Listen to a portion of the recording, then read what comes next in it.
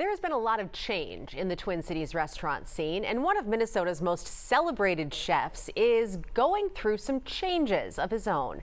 James Beard Award winner Gavin Kaysen is now expanding his culinary footprint. He recently sat down with our Morgan Wolf to reflect on his career and what's next.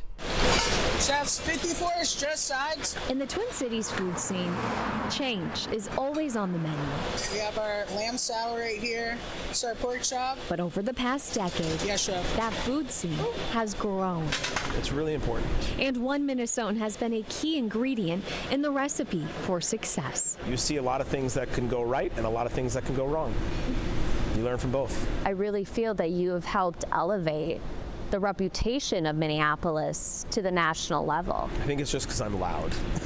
Gavin Kaysen's culinary career began with a life-changing letter. I wrote a letter to Danielle in 2005, Boulud. That was definitely the turning point because it really just helped me get my PhD in this business. He was just 27 when he became the executive chef for the legendary Boulud.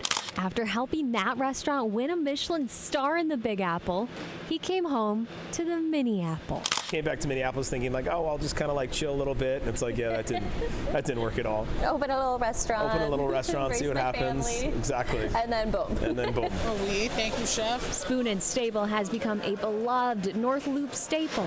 It anchors Gavin's growing empire. Demi and Mara followed shortly afterwards, as well as a bakery, Bellacore, which Gavin is bringing back 2 full locations of Bellacore this fall. He's also opening his first restaurant outside of Minnesota. The Merchant Room will open at a new Four Seasons in Naples, Florida. And when does it open again? Also this fall.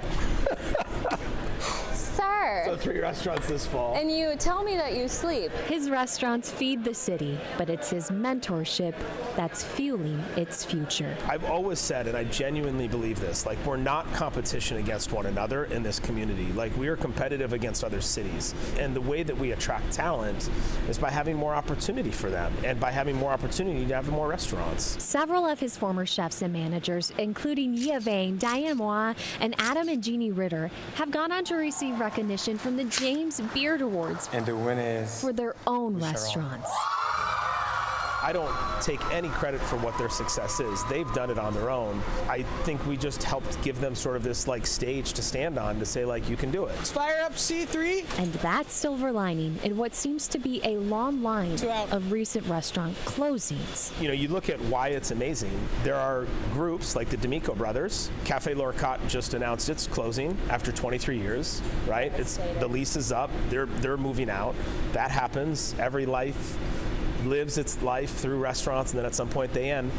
But had they not created what they created, there are certain restaurateurs that maybe wouldn't have created what they created, such as Isaac Becker, who worked for them. Yes. Right? We're at an interesting place where it's sort of this changing of the guard right now, and you can see it and you can feel it, especially with them announcing that closure, like this new movement of happening.